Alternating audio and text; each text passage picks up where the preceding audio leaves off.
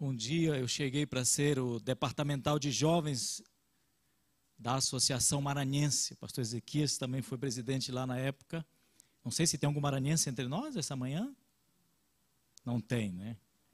Sempre tem maranhense. Onde a gente vai, pergunta, irmãos, porque o maranhense sempre está presente em vários lugares. Então eu cheguei nessa associação e tomei uma decisão de não atender nenhuma chamada telefônica com um alô tradicional, né? Alô, né? Quem está falando? Não. Ou bom dia, boa tarde. Eu tomei uma decisão um pouco louca, de sempre responder às chamadas telefônicas com Maranata. Maranata. Cada JA tem uma loucura, não sei como é o JA daqui, né, pastor? Mas cada um tem uma loucura diferente. A minha era esta. E então entrou uma chamada, e eu olhei, parecia que era de uma cidade do interior do Maranhão. E era. Uma cidade chamada Maracassumé. Já faz divisa ali do Maranhão com o Pará. E eu vi que era uma senhora, pela voz assim um pouco cansada. E ela dizia, eu peguei o telefone e falei assim, Maranata!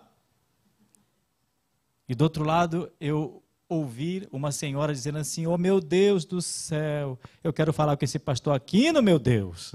Já aborrecida, né? E eu, Maranata, irmã. Eu firmei mais. E eu escutei lá balbuciando por trás assim, oh meu Deus, eu não sei mais como é que responde. E eu, Maranata, aí que eu aproveitei e falei, Maranata. E ela, num salto, disse assim, Deus volta. É Deus volta, irmãos? É Deus volta? A resposta, como é a resposta correta, hein, irmãos? O Senhor logo vem. Realmente, então, ela respondeu dessa forma. Muito bem. Outro dia, no escritório de novo, e você sabia a minha loucura, era não dizer bom dia, boa tarde, boa noite. Era dizer assim, Maranata, não é? E uma chamada de dentro de São Luís. Maranata! É o senhor Aquino? Eu falei, Maranata! É o senhor Aquino? Eu falei, Maranata! Sim, rapaz, eu não sou crente não. Eu sou o dono da sua casa aí que se aluga, e eu estou passando aqui na cidade para deixar a segunda chave para você.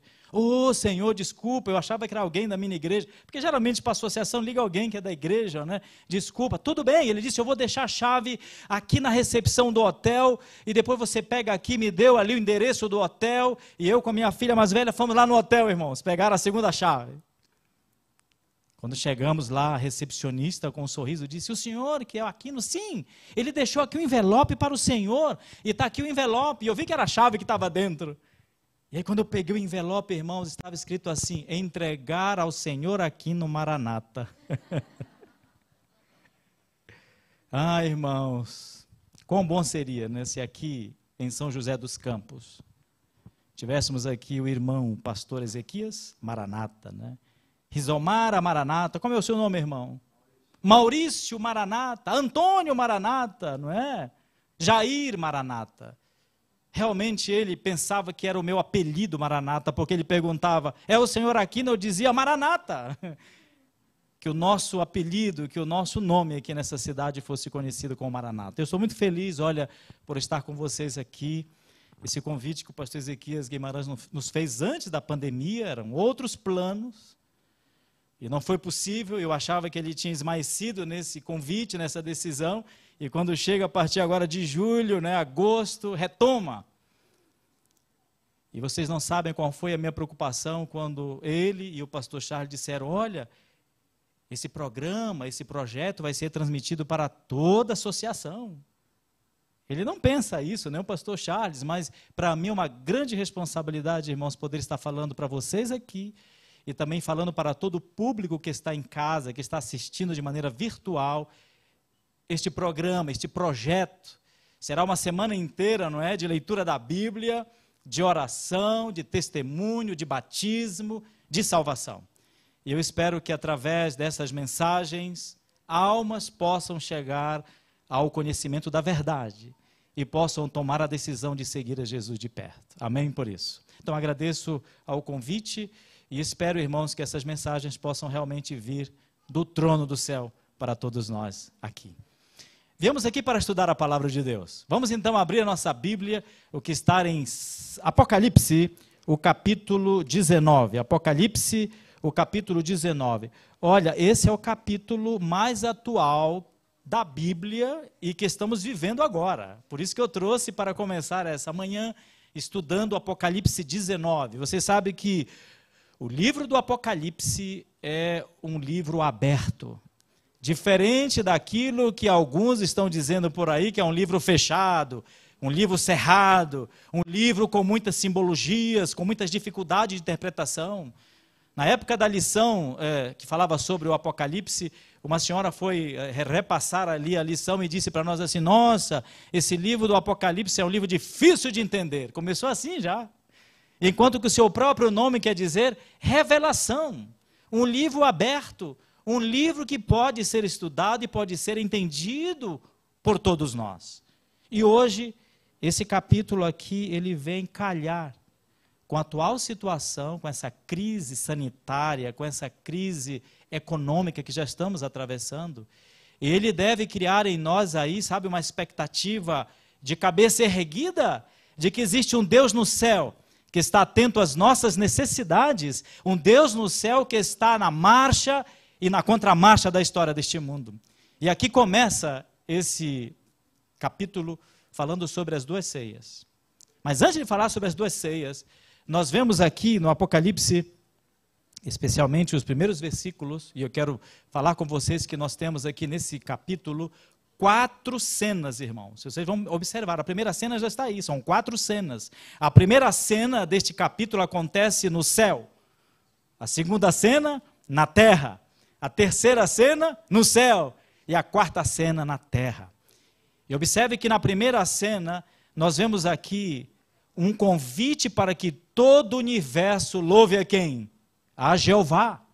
E observe que aqui no versículo 1, podemos fazer a leitura do versículo 1 até o versículo 5, é a primeira cena que acontece no céu. E leiam comigo o texto que diz assim: depois destas coisas, eu vi no céu uma como grande voz de numerosa multidão dizendo: Aleluia! A salvação e a glória e o poder são do nosso Deus, porquanto os verdadeiros e justos são os seus juízos, pois julgou a grande meretriz que corrompia a terra com a sua prostituição, e das mãos dela vingou o sangue dos seus servos. Segunda vez disseram: Aleluia! E a sua fumaça sobe pelos séculos dos séculos.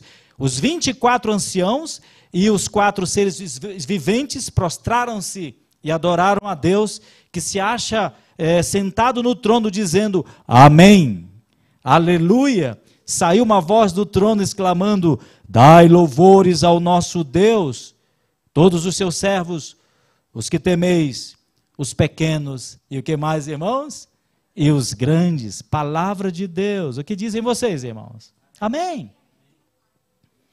Uma conclamação no céu para que todos os seres que estavam na presença de Deus, são representantes de todos os mundos, estavam ali, e agora uma voz dizendo: louvem a Deus.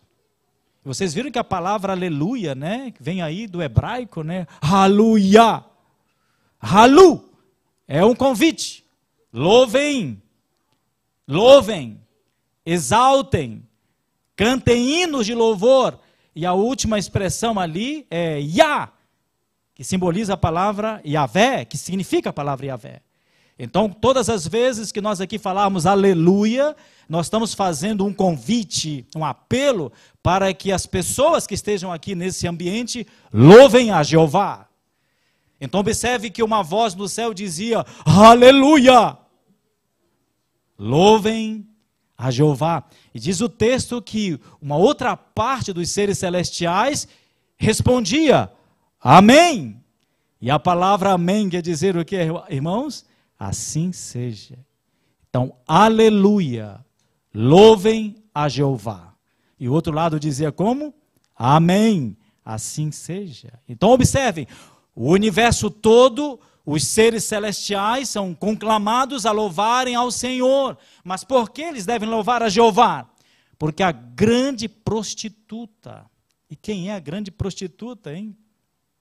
Parece que estamos com um pouco de dificuldade para falar claramente quem é essa grande prostituta. Quem é esta meretriz? Essa grande prostituta essa grande meretriz, que está sendo julgada já, e que todo o universo deve louvar a Deus porque Deus está agindo, não é nada mais, nada menos que um poder, como diz Rubruck, um poder político travestido de religião. Não é errado afirmar isso. Nós, adventistas do sétimo dia, temos sido ensinados ao longo de muito tempo de que é um poder religioso, vestido ou travestido de poder político. Não, é o contrário. Irmãos, é um poder político travestido de religião e não tem nada de religião. E o céu todo está sendo animado, está sendo conclamado a louvar a Jeová, porque Jeová tem as rédeas da história, do universo, e especialmente do planeta Terra. Aleluia! Louvem a Jeová. E a outra parte dos seres celestiais, como clamam, irmãos? Amém! Assim seja. Deus continua no comando da história do universo e na história da Terra. Vocês dizem o quê? Vamos fazer o seguinte, vamos falar aqui desse lado, vocês falam aleluia, esse outro lado fala amém também. Deus continua no comando da história deste universo, especialmente do planeta Terra. Amém? Assim, vamos assim até o final. Amém? Essa é a primeira cena. E quando essas coisas começarem a acontecer, diz a Bíblia, exultai, levantai as vossas cabeças, porque a vossa redenção está, o que, irmãos? Próxima. Uma segunda cena acontece agora, onde, irmãos? Na terra. Vamos ler aqui os versículos 6 a 10. Me acompanhem. Diz assim: então ouvi uma voz de numerosa multidão, como de muitas águas, e como de fortes trovões, dizendo o que, irmãos? Me ajudem aí. Aleluia! Pois reina o Senhor, nosso Deus Todo-Poderoso. Alegremo-nos, exultemos e demos-lhes a glória, porque são chegadas as bodas do Cordeiro, cuja esposa a si mesma se ataviou, pois lhe foi dado vestir-se de linho finíssimo, resplandecente e puro, porque o linho finíssimo são os atos de justiça dos santos. Então me falou o anjo: escreve, bem-aventurados aqueles que são chamados à ceia das bodas do Cordeiro. E acrescentou: são estas as verdadeiras palavras de Deus. Que diz esse lado aqui, irmãos?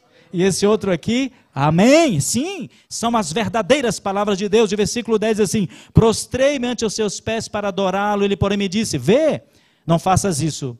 Eu sou o conservo teu e dos teus irmãos que mantêm o testemunho de Jesus. Adora a Deus, pois o testemunho de Jesus é o que, irmãos? É o espírito da profecia. Observem, seres celestiais são chamados, são animados a darem louvores a Deus. Louvores a Deus porque Ele está julgando a grande prostituta. A história ainda não acabou. O jogo ainda não chegou ao seu final. E Deus está realmente controlando, julgando e fazendo com que as profecias que foram proferidas possam ser cumpridas. Aleluia! Uma cena no céu. Agora uma cena na terra, onde os seres celestiais, nós, os seres humanos, são conclamados também a louvarem a Deus. Louvarem a Deus, sabe por quê, irmãos? Porque Deus, o que diz aí, irmãos? Deus reina. Olha, os seres celestiais foram conclamados a todo momento que escutavam a ação de Deus, pastor, falarem aleluia, e outro lado, amém. Eu estou dizendo que nós devemos louvar a Deus, São José dos Campos, porque Deus reina. Amém. Deus reina. Não é Jair Bolsonaro, irmãos, que reina. Não é Trump que reina. Não é o governador Dória, pastor, que reina. Deus reina. Essa é a grande notícia, irmãos. No meio dessa grande pandemia, no meio dessa grande crise econômica que está chegando, Só a Espanha diz que levará 4 anos para eles começarem a recobrar as forças econômicas do país. Imagine. E se as pessoas realmente nesta terra começarem a colocar as suas esperanças em homens, em governadores, em presidentes, em reis, ou no seu próprio poder econômico, irmãos, estão perdidos. Os seres celestiais conclamam agora os moradores da terra a louvarem ao Senhor, a levantarem as suas cabeças e louvarem a Deus, porque Ele reina. E também porque a nossa salvação está o quê, irmãos? Está assegurada. Mas, diz Rubruck, que a maior bênção dessa sessão que acontece na terra está no versículo 9. Vocês viram o que diz lá no versículo 9, irmãos? Bem-aventurados aqueles que são chamados às bodas, o que, irmãos? Do Cordeiro. Porque a sua esposa, no versículo 7, já está ataviada, se preparando para encontrar com seu noivo. Irmãos, amigos que estão nos assistindo aí através da internet,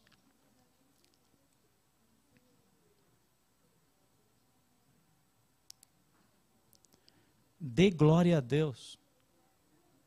Deem glória a Deus. Louve ao seu nome, porque você já está fazendo parte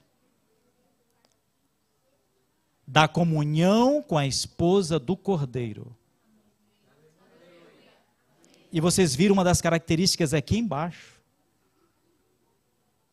Que essa esposa do Cordeiro não está lá no momento apenas do desfecho final, ou no momento que nós vamos participar do banquete. Nós devemos dar glórias a Deus, porque já fazemos parte da sua comunhão. Essa esposa não é nada mais, nada menos que uma igreja, a igreja de Jesus. E talvez você que esteja nos assistindo através aí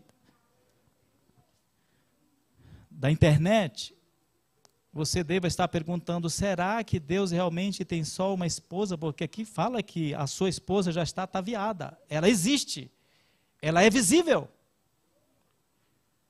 E talvez você esteja ainda titubeando, duvidando de que você realmente está na igreja verdadeira, de que essa igreja que você está pertencendo é realmente esta esposa que está sendo apresentada aqui em Apocalipse 19. E eu pergunto a você, irmão, irmã, amigo, amiga, você tem certeza que você já está fazendo parte, já é feliz, porque você está fazendo parte da comunhão dessa esposa do Cordeiro, dessa igreja visível, que é a esposa de Jesus Cristo? Abra sua Bíblia aí, irmãos, a despeito de tantas outras esposas que estão por aí dizendo que são de Jesus. Abra sua Bíblia em Isaías, o capítulo 4 e o versículo 1. É possível que algum teólogo possa até me contestar, dizer, não, o pastor está fazendo uma aplicação forçosa. Não, eu vou fazer aqui uma aplicação homilética que nos é permitido fazer, certo, irmãos? Esse texto aqui, ele pode ser feito, uma aplicação dele com relação à mensagem que estou dando sobre a esposa do Cordeiro. Diz assim, 7 mulheres, naquele dia, lançarão mão de um homem dizendo, nós mesmas do nosso próprio pão nos sustentaremos, e do que é nosso nos vestiremos, tão somente queremos ser chamadas pelo teu nome, tira o nosso opróbrio. Observe aqui o número 7, o número da perfeição, o número completo, dizendo que existem muitas mulheres que querem ser esposa do Cordeiro, só não querem o sistema de salvação de Jesus, tá certo? E não querem comer o pão de Jesus, não querem a sua palavra. A despeito de tantas denominações religiosas que estão surgindo a cada dia, vocês veem aqui em São Paulo, na internet vocês veem igrejas e mais igrejas sendo inauguradas a cada dia, mais bispos, mais pastores, mais missionários, não é verdade? Se levantando e dizendo que são a esposa do Cordeiro. Aqui o Apocalipse 19 está dizendo que louvai a Deus, exultai o seu nome, porque você é feliz, porque você faz parte já da comunhão da esposa do Cordeiro. Eu estou dizendo que pode ser que um ou outro aqui dentro ou fora possa estar na dúvida de que você está aqui, mas que também há outra igreja lá fora, que também de repente Jesus tem outras amantes aí fora, que não seja a esposa principal. O texto está dizendo aqui que existem sim mulheres igrejas que estão querendo ser a esposa do Cordeiro, mas não querem a sua roupa e não querem a sua comida. Eu digo, a roupa de Jesus, o sistema de salvação que o cristianismo verdadeiro prega, e também o Antigo Testamento e o Novo Testamento. Não querem. Tem um outro sistema, tem uma outra forma de pregar o Evangelho. Deus, a despeito de todas essas mulheres, Ele tem uma igreja. Ele tem apenas uma mulher. Vamos continuar aqui em Cantares. Cantares, o capítulo 6, o versículo 8. Cantares 6, 8, vai apresentar aqui, mostrar que nós somos felizes. E você pode ser feliz também. Se você também vier fazer parte, não é, da comunhão da esposa, do Cordeiro, diz assim, olha, Cântico dos Cânticos, 6, o versículo 8, 60 são as rainhas. As concubinas, 60 são as rainhas, e as concubinas são quanto, irmãos? 80. E as virgens, sem número. Agora vem, irmãos, um artigo definido, que eu quero frisá-lo sempre. Mais uma só. Viram aí? Mais uma só. É a minha pomba. É a minha imaculada. De sua mãe, a única. A predileta. Daquela que deu a luz. Viram nas donzelas e lhe chamaram ditosa. Viram nas rainhas e as concubinas e a louvaram. O que você diz, irmãos, aí com relação a essa? Aleluia! E esse outro lado? Amém! É por isso que os seres no céu e nós, humanos, somos conclamados a louvarmos a Deus. Observe que aqui Deus tem uma esposa. Melhor, Jesus Cristo tem uma esposa. E ele a define com um artigo definido. A única. A única. A predileta. Hoje em dia nós estamos com dificuldades, pastor, de falarmos assim que Deus tem uma igreja visível. Né? O meu avô mesmo, sabe, um homem que foi bêbado a vida toda. E quantas vezes eu queria pregar o evangelho para o vovô. Ele era rezador oficial de São Benedito. E às vezes eu chegava com o vovô e ainda pequeno eu dizia, vovô, olha, eu tenho uma mensagem para lhe dar. Sabe o que ele dizia? Ele dizia, meu filho, a Bíblia diz assim, faz por ti que eu te ajudarei. Não tem essa passagem, né, pastor? Na Bíblia não tem. Eu dizia, não, vovô, não tem. Diz assim, tudo posso naquele que me fortalece. Eu continuava falando com ele, ele dizia assim, ó, meu filho, você na sua igreja e eu na minha. Todas essas igrejas falam de Deus. E todas vão levar à salvação. Você sabe que nós, adventistas do sétimo dia, nós temos uma mensagem bem definida, bem clara. Não somos orgulhosos, de acordo com o mundo, porque realmente fazemos parte da igreja remanescente de Deus. Simplesmente com esse orgulho de nos fecharmos, e de sermos os santarrões, e sermos os salvadores aqui da pátria. Mas nós precisamos falar claramente de que realmente Deus tem uma igreja. Jesus tem uma esposa. E ela está aqui apresentada em Apocalipse 19, que é o capítulo atual que estamos vivendo agora, irmãos. E se você até agora teve dúvida de que você realmente pode estar aqui, ou pode estar fora, ou pode de repente fundar o seu próprio ministério, como muitas pessoas estão fazendo por aí, você está redondamente enganado. O Apocalipse 19 está dizendo que Deus tem sim uma igreja, e Ele está se preparando para vir, para buscá-la, e essa igreja precisa falar mais alto, precisa proclamar mais alto, de que Deus reina, que a nossa salvação já está assegurada em Cristo Jesus, e que esta igreja tomará conta da última mensagem final da história deste mundo, e se unirá, claro, a todos aqueles que saírem de Babilônia, para formar o povo remanescente de Deus no final. Você diz o que, amigo? Aleluia, amém. Essa é a maior bênção. Então não perca esta bênção. Você que já está aqui fazendo parte da comunhão desta igreja, louve a Deus. Meu pai, irmãos, faleceu há 2 anos. Firme nesta fé, até os 90 anos de idade. Eu tive a alegria e o privilégio, digo, de estar ao lado do papai, porque ele teve uma qualidade de morte. Nunca precisou sequer ir para uma UTI, pastor.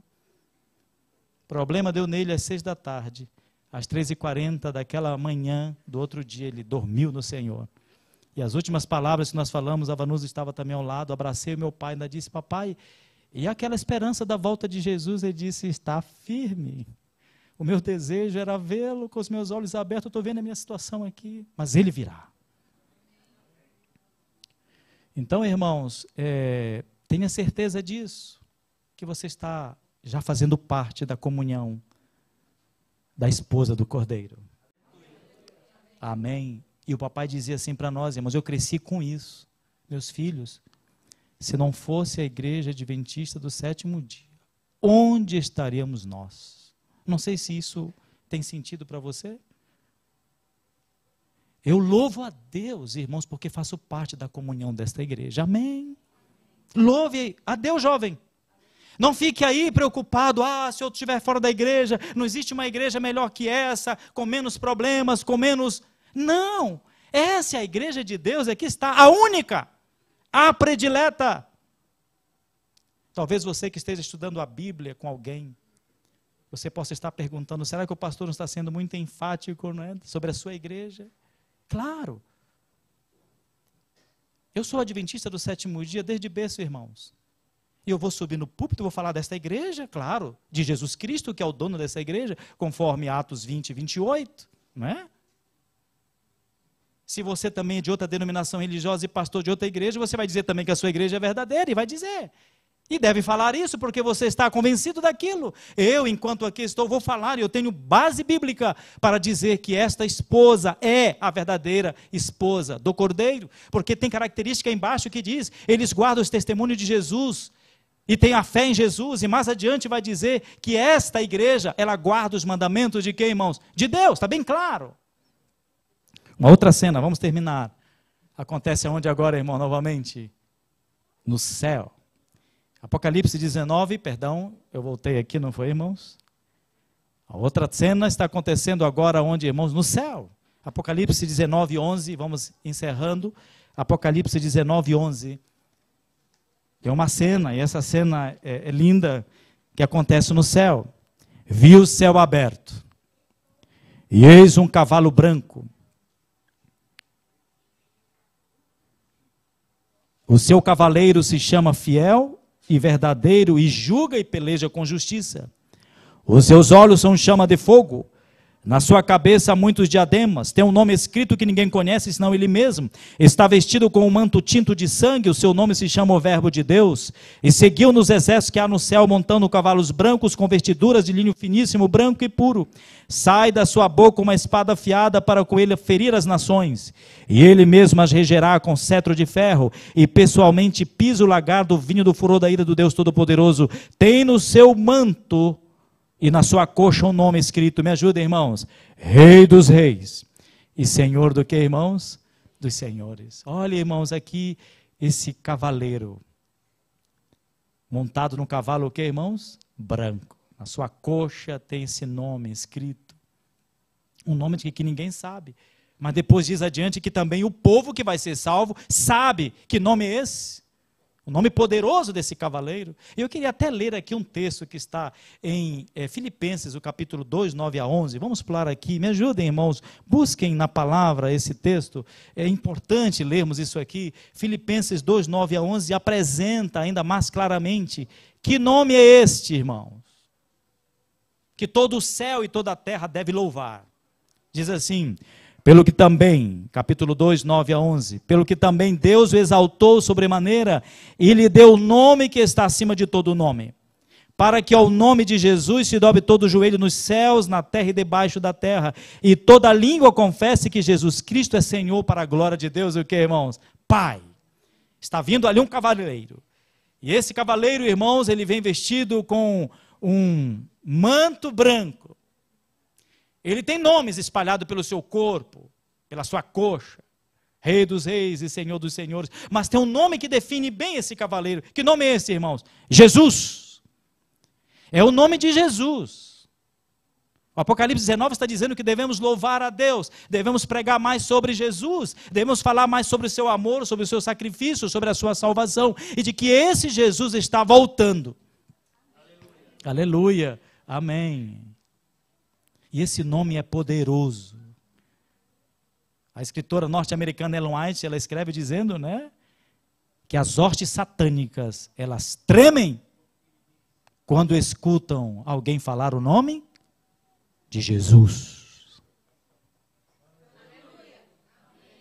Satanás, ele treme. E ela diz mais adiante, Satanás tem ódio do nome de Jesus. Porque o nome de Jesus significa salvação.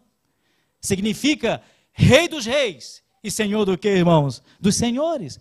Esse nome é poderoso. Precisamos falar mais sobre Jesus. Precisamos falar mais sobre Jesus e viver mais de Jesus. Precisamos realmente exaltar ainda mais o nome de Jesus. O irmão que recapitulou a lição falava que o trabalho do Espírito Santo principal qual é? Exaltar a pessoa de Jesus. Jesus venceu o mal. Jesus destruiu já, irmãos, todas as estratagemas de Satanás. É o nome de Jesus poderoso e todo joelho há de dobrar-se diante deste poderoso nome. Mas é interessante que nessa cena que acontece no céu, porque o cavaleiro está vindo num cavalo branco, também vestido com um manto branco, tem algo interessante, irmãos, que vocês observaram aí. Diz que as bordas de seu manto estão como? Salpicadas de quê? De sangue. Alguns escritores e teólogos dizem assim, como pode um cavaleiro que está vindo sobre um cavalo branco, vestido de roupas brancas, se a batalha ainda não foi desferida, e ele já aparece com manchas de sangue na borda de seu manto? É para vocês pensarem. A batalha está para concluir-se. E o cavaleiro que vem com a espada na mão, vem em um cavalo montado na direção da batalha, da guerra, vem já com o seu manto manchado de sangue. O que significa isso, irmãos? Abra sua Bíblia aí em Isaías, o capítulo 63, versículos 1 a 5. Isaías, capítulo 63, versículos 1 a 5. Por que a roupa dele já está manchada de sangue, sendo que a guerra ainda vai concluir-se mais adiante? Diz assim, 63, 1 a 6. Quem é este que vem de Edom, que vem de Bosra, com vestes de vivas cores, que é glorioso em sua vestidura, que marcha na plenitude da sua força? Sou eu que falo em justiça, poderoso para salvar. Aí a pergunta vem, por que está vermelho o traje? E as tuas vestes como as daquele que pisa uvas no lagar? O lagar eu pisei sozinho, e dos povos nenhum homem se achava comigo. Pisei as uvas na minha ira, no meu furor as esmaguei, e o seu sangue, que diz aí, irmãos, me ajudem, me salpicou as vestes e manchou o que, irmãos? O traje todo, porque o dia da vingança me estava no coração e o ano dos meus redimidos é chegado. Olhei e não havia quem me ajudasse, e admirei de não haver quem me sustivesse, pelo que o meu próprio braço me trouxe a salvação, e o meu furor me susteve. Na minha ira pisei os povos, no meu furor embriaguei-os, derramando por terra o que, irmãos? O seu sangue. Aqui está o momento importante. Já estamos encerrando, hein? Fique atento. Fique atento. A roupa desse cavaleiro que se chama Jesus, ela está manchada de sangue. Antes que a guerra final pudesse realmente ser travada. E vocês viram? Por que está salpicada esta roupa de sangue? Ele diz, porque no meu furor, lá atrás, eu sozinho, traído pelos meus próprios amigos, eu sozinho, eu já venci essa batalha.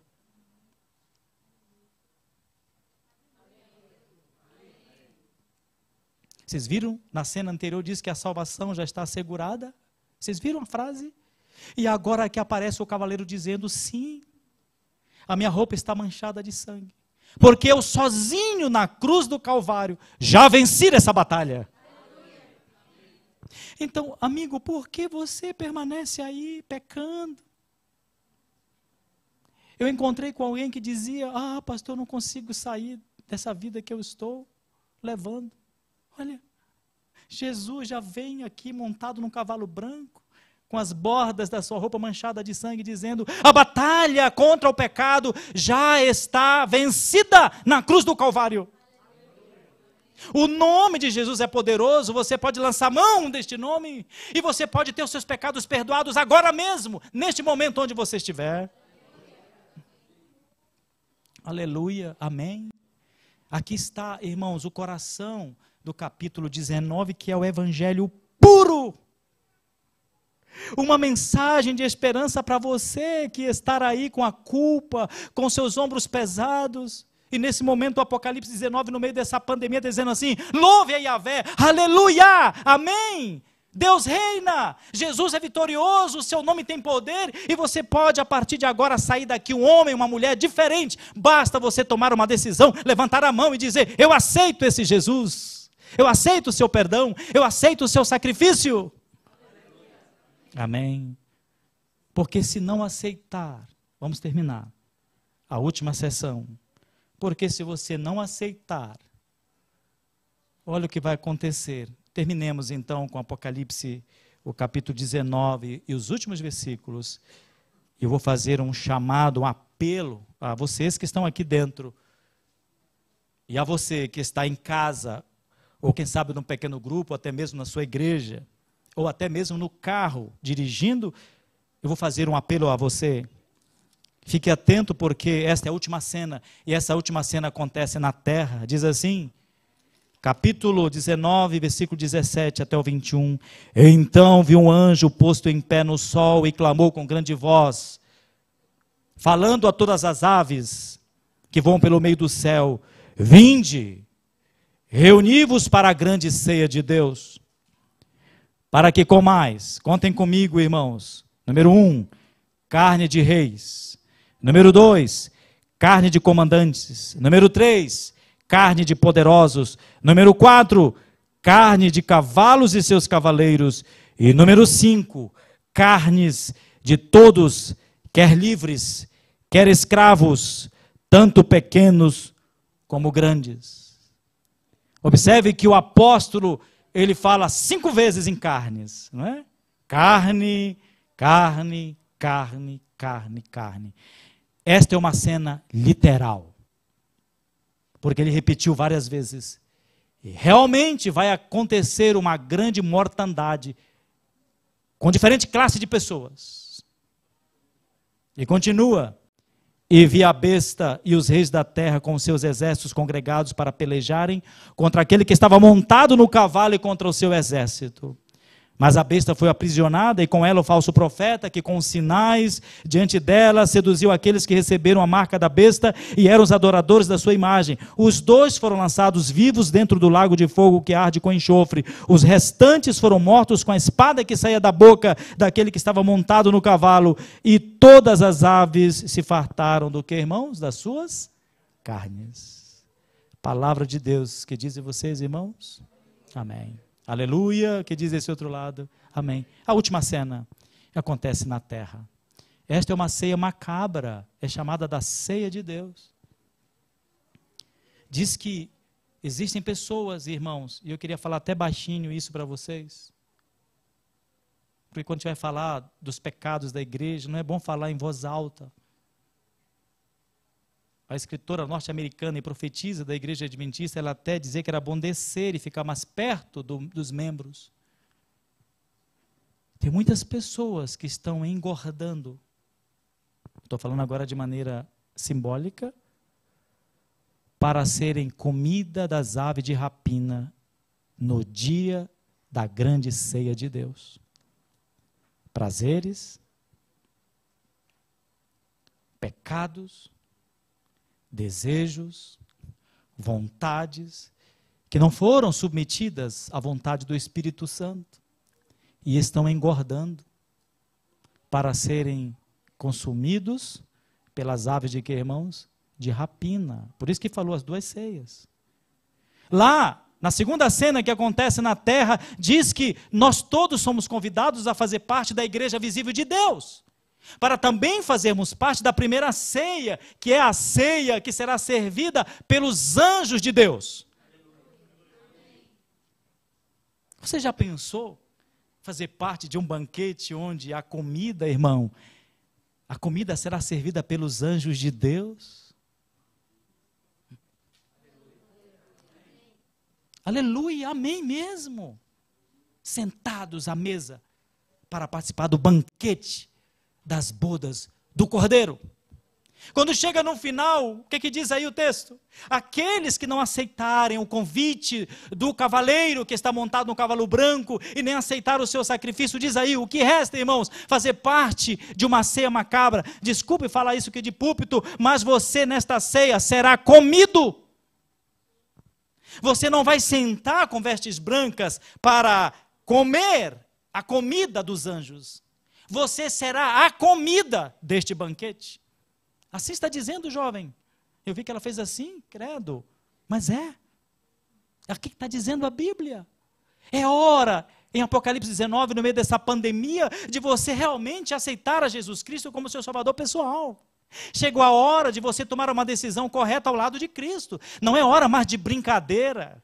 Não é hora mais de estar engordando para o pecado, porque existem aves de rapina que escutarão a voz de Deus e virão para comer a tua carne. E não observem que, como ele falou 5 vezes, carne, carne, carne, carne, essa é uma cena literal.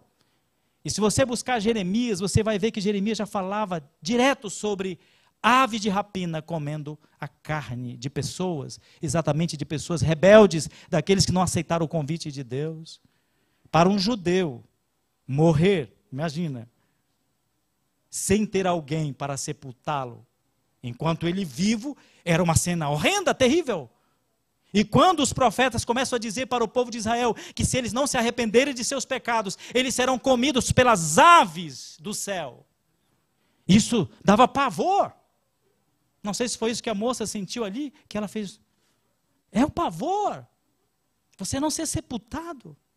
Eu me lembrei da história da Madre Teresa de Calcutá, quando ela chegou na Índia, né? Porque ela é de origem albanesa, ela foi para a Índia e começou a trabalhar e queria trabalhar com os pobres, com os doentes. Existe uma região na Índia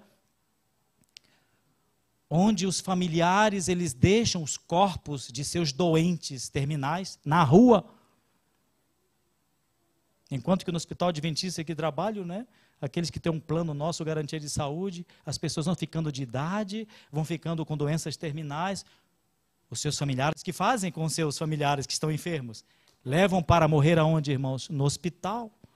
Quando eu cheguei no hospital, pastor Ezequias, o diretor-geral do hospital disse assim, pastor Aquino, você está chegando aqui para o hospital, que é um lugar onde as pessoas vêm para morrer. Eu dei 2 passos atrás, porque eu sempre pensei que o hospital é para as pessoas viverem. Sim ou não? Ele disse, não, as pessoas vêm aqui para morrer. E aqui morre gente todo dia. Mas fique tranquilo, que aqui é o hospital que menos morre gente em toda essa região norte do Brasil. Aleluia. Amém. Só que lá, nesse local na Índia, onde estava a Madre Teresa de Calcutá, na realidade as pessoas colocam os seus enfermos terminais para morrerem na rua. E Madre Teresa com as suas noviças, que fizeram? Começaram a recolher estas pessoas e trazê-las para onde, irmãos? Para dentro da casa de Madre Teresa de Calcutá. As pessoas buscavam a casa de Madre Teresa, segundo ela, dizia assim, para terem uma morte digna, pelo menos dentro de casa e não na rua. Madre Teresa, quando saía para a rua, ela deixava a tramela, não sei se vocês conhecem essa palavra aqui, que é tipo uma fechadura de madeira que se empurra assim. E lá estava escrito assim, quando ela saía, ela puxava, estava escrito assim, out. E as pessoas, quando iam atrás dela, viu que ela estava fora, não estava dentro de casa. E ficava esperando ela. Quando ela estava dentro de casa, então ela puxava a tramela diferente, aparecia como? In. Está dentro, está aí. E eles entravam e levavam os seus enfermos para morrerem dentro. Se você buscar aí no Google, você vai ver que até hoje, Madre Teresa, ela foi sepultada dentro da sua própria casa, essa casa que recebia os enfermos para morrerem de maneira digna. E até hoje a tramela está como, irmãos? Na posição in. Ela está aí dentro. Podem vir. Venham para morrer de maneira digna. Os ímpios, aqueles que engordaram para as aves de rapina, não vão ter direito de uma morte, o que, amigos? Digna. Eles não dignificaram a Jesus. Eles odiaram a sua mensagem. Eles não aceitaram o seu perdão de graça que ele oferece a cada dia. Aí está. Vão morrer como alimento para as aves de rapina. Hoje é o dia da tua salvação, amigo e irmão. É possível que entre nós aqui nessa manhã, aqui dentro da igreja, esteja alguém, e você sabe que eu não conheço vocês, estou os vendo pela primeira vez. É possível que exista alguém entre nós que precisa tomar uma decisão hoje, agora, aqui. Você que está nos assistindo através das redes sociais, é a sua hora de você também tomar a decisão. Não deixe para amanhã. A pandemia tem nos ensinado que a morte é a coisa mais certa. E a vida a coisa mais incerta. Você toma a decisão hoje. E você assegura, com certeza, o seu lugar na grande mesa do banquete celestial. Lá no hospital, nós estamos trabalhando, irmãos, para salvar muitas pessoas da classe média alta da cidade de Belém. E eu sempre tive dificuldade de chegar com os médicos porque eles não têm tempo. Eles vão de um hospital para o outro. Eu comecei a tomar a decisão de, ao entrar no elevador do hospital, não usar celular. Porque o celular é uma desculpa para você não falar com as pessoas ao lado, né? Você entrou no elevador, a primeira coisa que você faz é, tipo assim, está tão ocupado e tal, muitas mensagens e tal, nem olha para a pessoa. Eu tomei a decisão de não fazer mais isso. Eu guardo o celular. E aí os médicos às vezes já vêm subindo e eles também já estão no celular, bom dia. E às vezes não respondem. Estão tão, absortos nas suas tarefas, nas suas agendas. Bom dia, o senhor está indo para que andar? Eu estou indo para o 4, eu estou indo para o 6, lá para o centro cirúrgico. Ah, que bom. Você sabia que você é o doutor Cleodon e eu estou orando por você, eu sou o pastor geral aqui desse hospital. Ô pastor, muito obrigado, amém, tal, e sai. Tomamos a decisão também de falar com os terceirizados, pastor, que só de terceirizados são mais de 200 empresas que prestam serviço ao nosso hospital. Esses dias um senhor, irmão, de cabeça branca, 85 anos, foi à nossa sala, dizendo assim, eu assisto a Novo Tempo. Que poder tem o Novo Tempo, né? E eu já estou trabalhando, prestando serviço com essas pulseirinhas, quando chegam, de admissão no hospital. Sou eu que forneço para o hospital. E eu vim aqui para você me batizar. Assim mesmo. E eu fiquei assustado, dizendo assim, não, senhor. Você lembra o nome dele?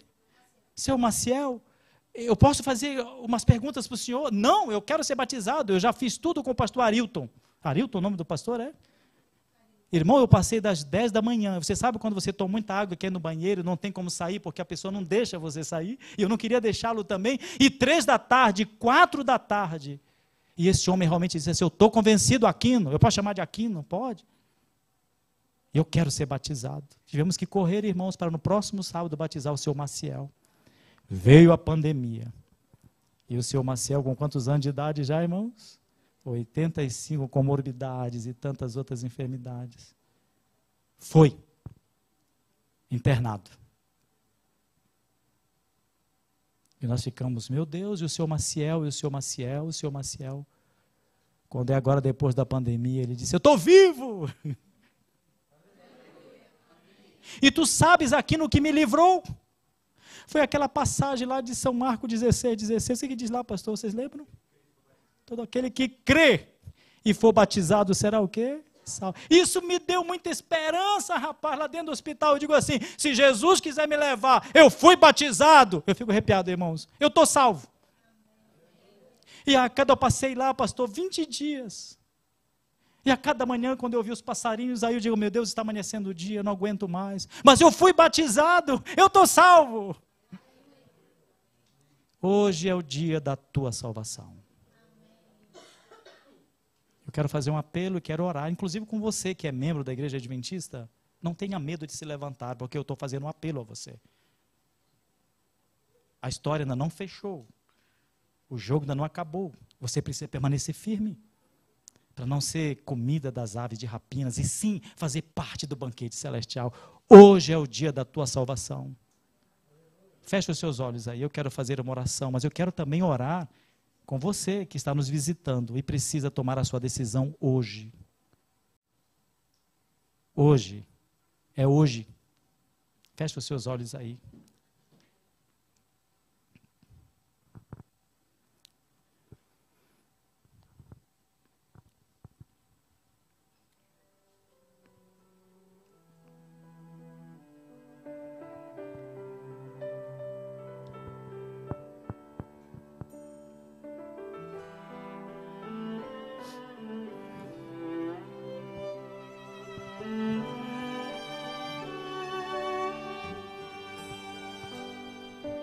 Hoje é o dia da tua salvação, é hoje, sem vacilar, ora em oração, hoje,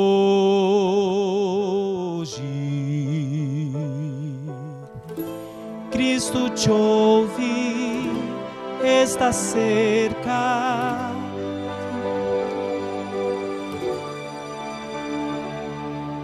Hoje é o dia da tua salvação, deixa Cristo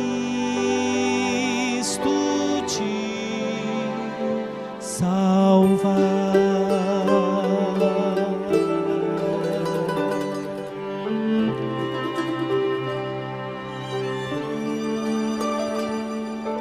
Hoje é o dia da tua salvação, é hoje, sem vacilar, presta em oração, hoje,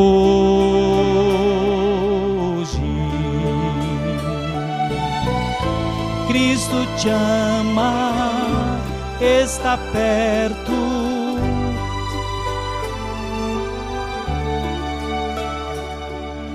hoje é o dia de tua salvação, deixa Cristo te salvar.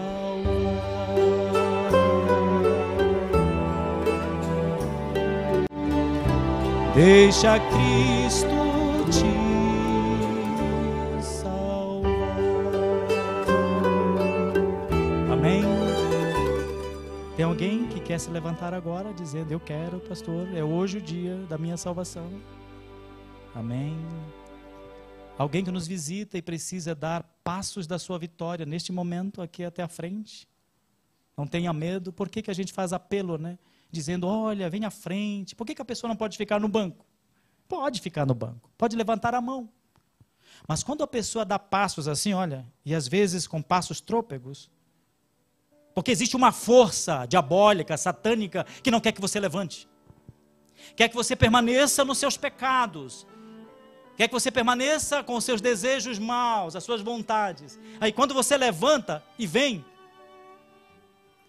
começou a sua vitória. Começou a sua libertação. E às vezes é só um passo. É só levantar das mãos.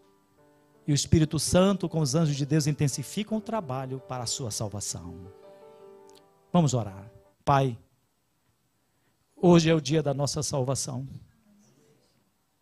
Tudo está preparado. E a noiva já está ataviada para o encontrar com o seu noivo, Jesus Cristo. Nós falamos hoje de salvação, falamos de igreja, falamos de perdão dos pecados. Agora, cada um de nós precisa tomar a decisão. A que ceia nós queremos participar no futuro, no final? A ceia das bodas do Cordeiro ou da ceia macabra? Não, Senhor.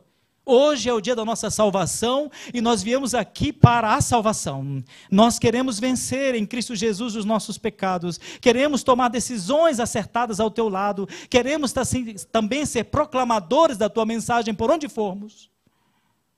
Se entre nós ou fora de nós existe alguém que está escutando essa mensagem e uma luta se formou dentro do seu coração, ó Deus, intensifica o teu trabalho através do teu Espírito Santo, para que esta pessoa hoje possa ser salva, possa tomar a decisão ao lado de Jesus, ter os seus pecados perdoados, estudar a Bíblia e ser batizado para entrar na cidade santa pelas portas. Senhor, permanece conosco durante toda esta semana, de estudo da Tua Palavra, de oração, de testemunho, de batismo e de salvação. Eu te peço em nome de Jesus. Amém.